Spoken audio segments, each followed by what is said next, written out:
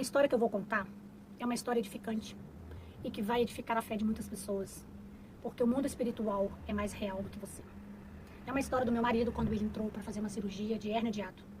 Era uma cirurgia de 2 horas e ele, certamente, os médicos erraram essa cirurgia, aonde tiraram o esôfago dele, tiveram que fazer de peitoral aberto, ficou muitas horas aberto e ele pegou infecção hospitalar.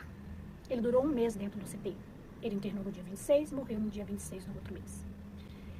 Aonde eu quero chegar com essa história? Que o período que ele ficou internado no CTI, ele teve visão espiritual. E eu vou contar essa visão. Nos 3 primeiros dias de CTI, ele estava lúcido. Mas no 3º dia, ele teve uma complicação. E os médicos tiveram que induzir ele ao coma. Ele ficou 1 semana com coma induzido. Pois bem, neste momento de coma induzido, ele teve várias experiências espirituais. Quando ele acordou, que os médicos tiveram que tirar ele do coma induzido, uma semana. Primeiro ele me perguntou onde é que eu estava, porque ele tinha muitos meses, 6 meses me procurando. Quer dizer que 1 semana para o espiritual correspondeu a 6 meses. Né? É o que eu entendi. Amor, aonde você está, que tem 6 meses que eu estou te procurando e eu não te acho. Eu falei, eu estava aqui na porta tentando entrar, porque tem horário de visita. E eu meio que não entrei muito na conversa dele, não, porque eu achei que fosse os remédios. Quando a enfermeira veio para dar o medicamento, ele disse na cara da enfermeira assim, foi o primeiro sintomas que eu achei estranho. Ele falou assim, ele olhou bem na cara da mulher e falou assim, o seu marido vai morrer daqui 3 dias. E meu marido nunca teve visão. Meu marido nunca soube nada. Nada, vez nada. Aí eu falei, como assim? Como assim? Você tá falando que o marido dela vai morrer? Vai morrer daqui 3 dias. E ela falou assim, não liga não, porque esse é o medicamento que tá deixando ele doidinho. Bom, até então, já comecei a achar aquele estranho. Daqui a pouco ele chega perto de mim e fala assim, escuta, aonde que estão os seus irmãos? Eu tenho 2 irmãos. Onde estão os seus irmãos? Eu falei, por quê? Não tá internado. Por quê? Porque eles estão procurando os seus irmãos. Mas um deles, ele não consegue achar.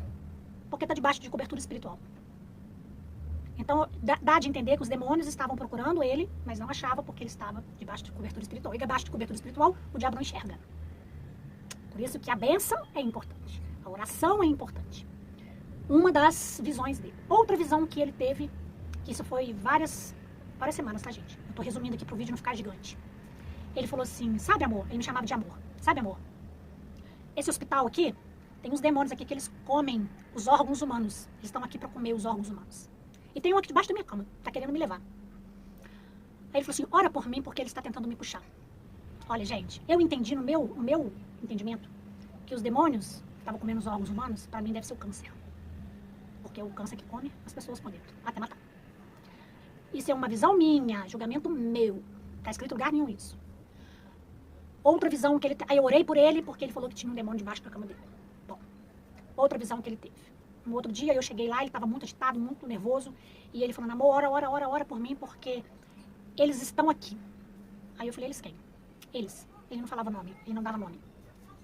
Eu falei, tudo bem, eu vou orar. Orei por ele, ele falou assim, sabe, essa noite eles vieram aqui, me colocaram num elevador e eu fui descendo toda a vida. Quando chegou lá embaixo, eles enfiaram um monte de fio na minha cabeça, eles me torturaram para me negar Jesus. Mas eu não neguei. Depois disso, o anjo me levou. E eu tomei o melhor vinho que já pôde existir. Eu tava numa ceia, eu tava num banquete. Eu fui recebido. Sabe por quê? Porque eu não neguei Jesus. Então significa que Jesus é real. Os demônios são reais. Quando ele voltou, numa outra noite, ele disse, amor, eu viajei para muitos lugares. Fui na Itália. Todos os lugares que meu marido quis ir, ele foi espiritualmente. Ele me contou. O sonho do meu marido era sonhar que estava voando. Pois nesse dia, ele disse, eu voei Avenida Paulista, eu vi todo São Paulo de cima. E eu posei no maior prédio da Paulista. Então ele estava viajando literalmente, espiritualmente. Uma outra situação, eu chamei um pastor para ir na minha padaria, para fazer uma oração por mim, porque eu estava bem atribulada. E quando esse pastor começou a orar por mim, ele levou um susto, fez. Ah! Aí eu falei, o que foi que você ouviu? Ele falou, seu marido está do seu lado.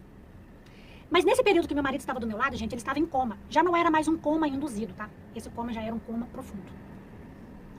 E ele disse que ele viu meu marido do meu lado. Significa que os espíritos, antes de morrer, eles viajam o mundo espiritual. Mas depois que morre, nada tem a ver com a terra. Porque a Bíblia diz que depois que morre, segue-se o juiz. Nada, eles não têm nada a ver com isso aqui. Imagina o meu marido, que me amava, que tinha um ciúmes enlouquecido. Se ele pudesse ficar vendo, né? Eu com uma outra pessoa, eu tendo uma vida que eu tô tendo, talvez o meu sofrimento. Você acha que ele ia ficar feliz? Você acha que Deus é tão burro a ponto de deixar com que as pessoas morram e fiquem aqui vagando, tentando ter uma vida que não teve? Vai dar continuação para acabar o que não acabou? Zero chance. Se você tiver que fazer alguma coisa, faça em vida. Se você tiver que perdoar, perdoe em vida. Se você tiver que amar, ama em vida. Se tiver que levar flor, leve em vida. Porque depois que morre, nada lá tem. Nada ouve, nada vê, nada fala. Então, gente, outras coisas a mais que ele falou, uma das coisas que me chocou muito foi que ele disse que ai dos pastores cegos que estão guiando um monte de gente cega e que estão enganando a humanidade, porque vão ter que prestar conta com Deus. Ele viu todas essas coisas. Acredite quem quiser. Eu acreditei. Porque meu marido era incapaz de imaginar uma coisa dessa, porque ele tinha uma certa dúvida, né, das coisas de Deus. E quando ele entrou no CTI, ele reconheceu. Ele disse, amor, eu sei por que eu estou aqui. Eu estou aqui porque eu pequei. Mas não foi contra você, foi contra Deus. E é por isso que eu estou aqui. Chama o pastor. Eu quero me reconciliar com Deus. Eu quero aceitar Jesus novamente. Eu quero tomar a Santa Ceia. Eu quero me confessar. E eu quero declarar que Jesus é meu único Deus, meu único Salvador. E hoje eu tenho certeza que meu marido morreu e está aguardando o juízo final, está no céu. Olha, gente, isso é muito sério. A gente conta essas coisas, o outro fala assim, coisa de crente. Não é coisa de crente, não. Porque a Bíblia é para crente, para espírita, é para bandista, ele é para católico, ele é para todo mundo. A Bíblia é uma só. Então, Jesus é um só. Né? Então, Jesus não dividiu em várias religiões. Jesus é um só. Então, gente, o mundo espiritual é real. Jesus é real. Jesus está voltando. E não deixe isso estragar o momento. Porque o momento é agora. O arrependimento é agora. Né? Então, faça da sua vida o melhor. Para quando você morrer, você estiver de frente para o Criador e você não falar assim, eu não sabia, não me contaram, não me disseram. Conversa fiada, porque Deus disse que dessa vida não vai passar um tio, uma letra, uma vírgula, sem que você conheça a verdade, a palavra. Se você rejeitar, aí é um problema seu. Mas que ela existe, ela existe. Ela foi feita para todas nós. Fiquei. E quando eu percebi que o meu jejum não estava valendo de mais nada, eu resolvi entregar meu marido para Deus. Eu disse, Senhor, eu não vou jejuar mais, eu não vou pedir mais para que o Senhor cure meu marido. Eu vou pedir para que o Senhor faça a tua vontade e não a minha. Porque eu estou segurando meu marido com as minhas orações. Mas eu não quero mais segurar eles com as minhas orações, porque eu não sei o que é melhor para mim, mas o Senhor sabe. Então, o que o Senhor tiver que fazer, o Senhor faça, porque eu não vou deixar de servir o Senhor, mesmo se o Senhor levar o meu marido. Gente, meu marido era um marido bom. Tem muitas mulheres que falam, graças a Deus, ficou viúva. Não. Se eu pudesse trazer ele de volta, eu traria. Se tivesse que casar, eu casaria com ele de novo. Só que, infelizmente, não é feita a nossa vontade. A vontade é de Deus. Ele é que sabe a hora, o dia e como vai ser. Porque a morte, ela tem que justificar por alguma forma. Alguém tem que morrer de alguma coisa. Né?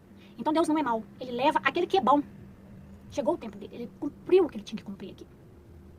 E assim que eu entreguei ele para Jesus, para Deus, o telefone tocou e o médico disse, minha filha, vem para cá. Seu marido já teve 3 paradas cardíacas. E eu estava morando numa cidade e ele estava internado numa outra cidade. Ele não me disse que tinha morrido porque ele sabia que eu ia pegar a estrada. Ele me disse quando eu cheguei no hospital. Só que eu já cheguei no hospital, eu já sabia. Porque eu tinha acabado de fazer uma oração entregando ele para Deus. E o médico não ia me chegar lá, me chamar 1h da manhã para dizer o quê? Que ele teve 3 paradas cardíacas e já tinha me dito pelo telefone. Ele disse pessoalmente, eu fiz tudo o que a medicina me permitiu. Usei os melhores medicamentos, os melhores antibióticos. Mas infelizmente o seu marido não resistiu. E ele veio a falecer. Eu sinto muito, eu não sou Deus. Eu disse, não tem problema, Senhor. Foi a vontade de Deus. Pode preparar toda a documentação, que eu vou aceitar numa boa. Gente, eu fui chorar. Meu marido morreu 1h da manhã. Eu fui chorar 5h da tarde. Eu fui ver o meu marido. Entende? Porque eu estava muito fortalecida. E sabe por que eu estava fortalecida? Porque aquele jejum de 1 mês que eu fiz, não foi para o meu marido. Aquilo foi para fortalecer a mim. Porque quando eu recebi a notícia, eu estava forte, igual um touro. E nem depressão eu tive. Eu fui tão sábia, que nem os meus filhos, eu deixei com que eu transparecesse a minha dor. Eu carreguei tudo sozinha e eles não deixei com que eles carregassem isso junto comigo. Não precisei de terapia, não precisei de antidepressivo, não precisei de remédio, não precisei de nada disso. Porque a minha terapia, o meu remédio foi Jesus Cristo. E eu saí dessa muito bem, muito bem. Então é isso, gente. Quem tem Jesus, tem força. Quem tem Jesus sabe aonde buscar a força. Então se você não tem Jesus, busque, porque só Ele é a saída. Ele é o remédio para depressão, Ele é o remédio para tristeza, Ele é o remédio para dor, Ele é o remédio para cura, Ele é o remédio para doença, Ele é o remédio para todas as coisas. Fica a dica.